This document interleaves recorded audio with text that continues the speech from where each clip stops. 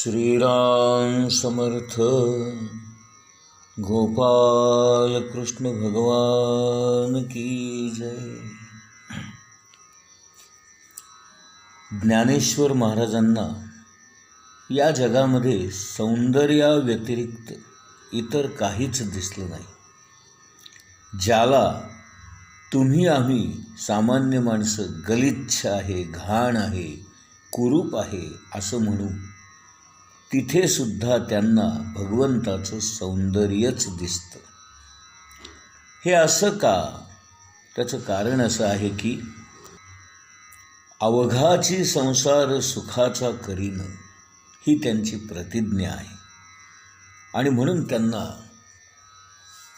सगळीकडे आनंद, समाधान, सुख आणि सौंदर्यच दिसतं, दुसरं काहीच नाही. प्रत्येक गोष्टीमध्ये त्यांना भगवंताच्या सौंदर्याची प्रचितीच येते आणि ती प्रचिती त्यांनी ज्ञानेश्वरीमध्ये पुरेपूर दाखवून दिली आहे. जगामध्ये अवघं भगवंताचं सौंदर्यच भरलेलं आहे असा ज्ञानेश्वर महाराजांचा पक्का दृढ समज आहे. आता इथे अर्जुनाला भ्रम झालेला आहे. काय भ्रम झाला आहे की ही सगळी माझी माणसं आहेत आणि यांना मी कसं मारणार, हा भ्रम झालेला आहे. आता इथे भ्रम म्हणजे नेमकं काय, तर ज्ञानेश्वर महाराज म्हणतात की जी गोष्ट जशी आहे तशी न दिसणं हा भ्रम आहे. शंकराचार्य सुद्धा म्हणतात जे जसं आहे तसं न दिसणं यालाच भ्रम म्हणतात. या भ्रमाचं मूळ कारण काय असेल तर शंकराचार्य म्हणतात याचं मूळ भगवंताची विस्मृती. म्हणजे स्वतःचं जे स्वस्वरूप आहे त्याचं जेव्हा आपल्याला विस्मरण होतं, त्या विस्मरणामुळे आपल्या मूळ स्वरूपाचं भानच नाहीसं होतं.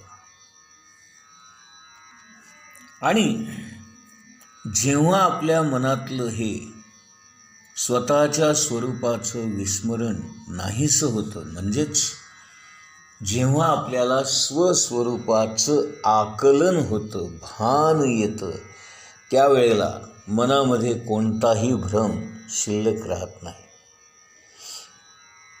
मानवी जीवन म्हटलं की अनेक प्रकारच्या समस्या, प्रश्न, अडथळे, अडचणी यांनी भरलेलं आहे. परंतु असं असून सुद्धा आपलं जीवन जर आपण समजून घेतलं तर ते सुंदरच आहे असं ज्ञानेश्वर महाराज मानतात. महाराज म्हणतात मुंगी जी असते ती अत्यंत छोटा क्षुद्र असा जीव आहे, परंतु तिच्या जीवनामध्ये आणि आपल्या जीवनामध्ये सगळ्या गोष्टी सारख्याच असतात. फरक एवढाच असतो की मुंगीच्या जीवनामध्ये त्या गोष्टी अत्यंत छोट्या प्रमाणात, लहान प्रमाणात असतात. त्यांनाही सामाजिक जीवन असतं, त्यांनाही नातेवाईक असतात, त्यांनाही मुलं बाळं असतात, त्यांचाही प्रपंच असतो. सगळं काही सर्वांचं सारखंच असतं. ज्ञानेश्वरी वाचताना आपण विनाकारण तर्क करत बसण्यापेक्षा सौंदर्याचा आस्वाद कसा घेता येईल या दृष्टीने आपण ज्ञानेश्वरीचा अभ्यास केला पाहिजे. म्हणजे काय करायचं तर एक उदाहरण म्हणून सांगतो. समजा एखादं चित्र आहे, अत्यंत सुंदर आहे, त्याच्यामध्ये अनेक प्रकारच्या रंगांची रंगसंगती दाखवलेली आहे. आता एखाद्याला जर विचारलं हे चित्र कसं आहे तर तो म्हणेल सुंदर आहे, आणि कोणी म्हणेल यामध्ये रंगसंगती बरोबर नाही, जे काय काढलं आहे ते योग्य पद्धतीने काढलेलं नाही. आता गंमत अशी आहे की ज्याला सौंदर्याची जाणीव असते तो त्याचं योग्य प्रकारे मूल्यमापन करतो, परंतु ज्याला सौंदर्याची जाणीवच नाही तो विनाकारण नावं ठेवतो किंवा त्यातले दोष पाहतो.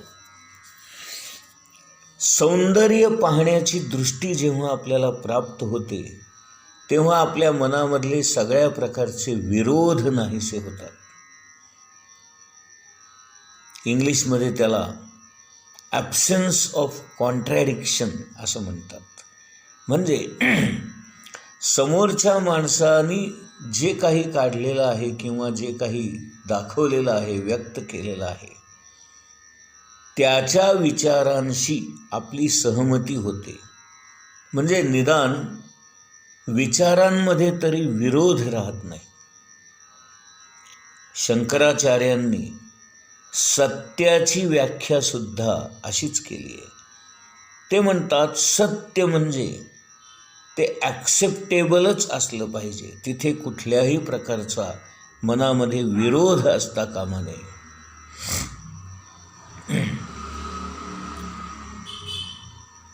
आपण जेव्हा म्हणतो एखाद्याला भ्रम झालाय तर हे वाईट आहे.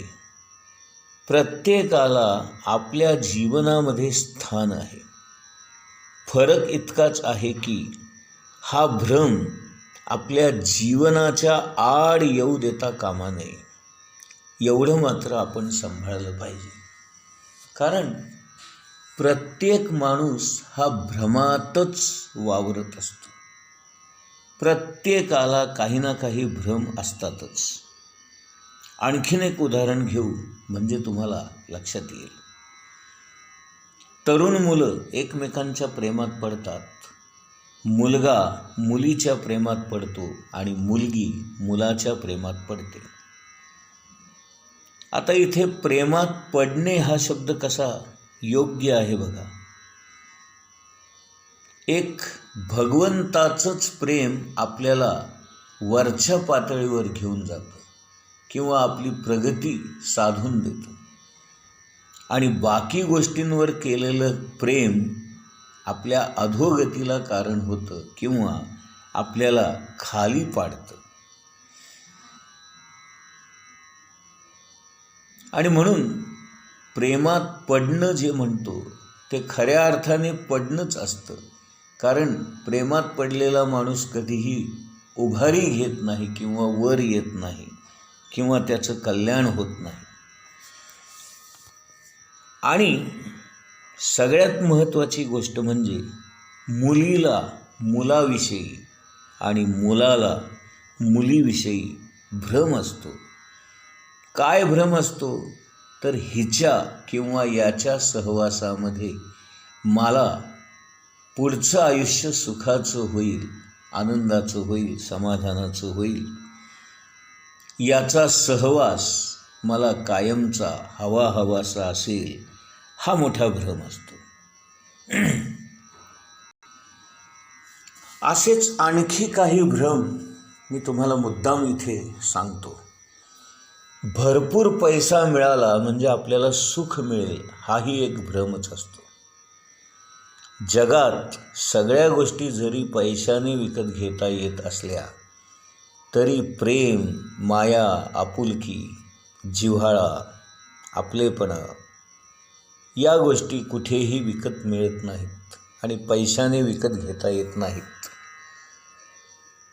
आणखीन एक मोठा समज असा असतो की आपली मुलं बाळं झाली म्हणजे आपला संसार सुखाचा होईल, हाही एक भ्रम आहे. अहो, मुलं असलेल्यांना मुलांचा किती त्रास असतो हे त्यांना माहीत असतं, आणि मुलं नसली की मुलं नाही म्हणून किती त्रास होतो तो नसलेल्यांना माहीत असतो. आणि म्हणून ज्ञानेश्वर महाराज म्हणतात, या जगामध्ये जिकडे पाहावं तिकडे भ्रमच आहे, परंतु या भ्रमात देखील ज्ञानेश्वर महाराजांना सौंदर्यच दिसतं. आणि ते सौंदर्य पाहण्याची दृष्टी आपल्याला प्राप्त व्हावी म्हणून आपण हा ज्ञानेश्वरीचा अभ्यास करायचा आहे. समजा आपण एखाद्या डॉक्टरकडे गेलो, डॉक्टरने औषध दिलं, त्या औषधाने आपल्याला बरं वाटेल हा देखील आपला एक भ्रमच असतो, नाही का? शेवटी बरं वाटणं किंवा आणखीन आजार वाढणं या सगळ्या गोष्टी प्रारब्धाचा भाग असतो, किंवा आपल्या नशिबामध्ये जे घडणार असतं तेच घडतं. आपल्याला असं वाटतं की अमुक एका डॉक्टरकडे मी गेलो, त्यांनी औषध दिलं म्हणजे मला बरं वाटेल, हा आपला भ्रम असतो. प्रत्येक माणूस हा त्याच्या वैयक्तिक जीवनामध्ये अशा प्रकारच्या अनेक भ्रमामध्ये जगत असतो, आणि म्हणून आपण कुणाचाही भ्रम नाहीसा करण्याचा प्रयत्न करू नये, अन्यथा तो माणूस वेडा होण्याची शक्यता असते. केवळ सत्पुरुषांजवळच अशी काही खुबी असते की ते समोरच्या माणसाला न दुखवता, त्याला न कळता त्याचा भ्रम नाहीसा करतात. प्रपंच सुखाचा आहे, संसार सुखाचा आहे, संसार करून प्रपंच करून मी सुखी होईन, हा तर सगळ्याच माणसांचा भ्रम आहे. आणि म्हणून हा जर भ्रम दूर केला तर त्या माणसाने करायचं काय, जायचं कुठं? कारण संसार सोडून, प्रपंच सोडून आपल्याला कुठेही जाता येत नाही. आणि म्हणून भ्रम नाहीसा केल्यानंतर जी काही पोकळी आपल्या आयुष्यामध्ये निर्माण होईल, ती पोकळी जर आपण भगवंताने भरून टाकली किंवा त्याच्या नामाने भरून टाकली तर मात्र हे वेड लागण्याची शक्यता कमी होते. आणि हे काम सत्पुरुषच किंवा सद्गुरूच करू शकतात. ते काय करतात की आपला भ्रम दूर करतात आणि ती जी पोकळी निर्माण झालेली आहे ती भगवंतमय करून टाकतात, आपल्याला भगवंताने भरून टाकतात. ज्ञानेश्वरीमध्ये सौंदर्य हे पुरेपूर भरलेलं आहे आणि त्या सौंदर्याचा आस्वाद घ्यायचा आहे. आता प्रत्यक्षामध्ये अडथळा कशाचा आहे? अडथळा हा असा असतो की आपण आपल्या मनामध्ये तर्क करत बसतो, विचार करत बसतो, आणि हे असं कसं असेल, किंवा असं कुठे असतं का, किंवा असं असू शकतं का, असे प्रश्न आपण निर्माण करतो. आणि म्हणून आपल्याला त्या सौंदर्याचा आस्वाद घेता येत नाही. मला जे वाटतं तेच खरं आहे, हाही एक माणसाचा मोठा भ्रम असतो. आणि म्हणून आपण समोरचा माणूस काय सांगतो आहे हे ऐकण्याच्या मनस्थितीतच नसतो. जर क्षणभर आपण गृहीत धरलं की माणसाला जे वाटतं ते खरं असलं पाहिजे, तर प्रत्येकाचं वाटणं वेगवेगळं असतं. आणि म्हणून प्रत्येकाचं सत्य हे वेगवेगळं होईल. आणि म्हणून ज्ञानेश्वर महाराज म्हणतात की सत्य तर एकच आहे, आणि मग प्रत्येक माणसाला त्याच्या त्याच्या वाटण्याप्रमाणे जर आपण सत्य वेगवेगळं मानलं तर मोठा गोंधळ होईल. या जगामध्ये अंतिम सत्य एकच आहे आणि ते म्हणजे भगवंत. बाकी सगळ्याच गोष्टी खोट्या आहेत. ज्ञानेश्वर महाराज म्हणतात की मला वाटतं ते खरं आहे, पण हा जो मी आहे तोच मुळी खोटा आहे.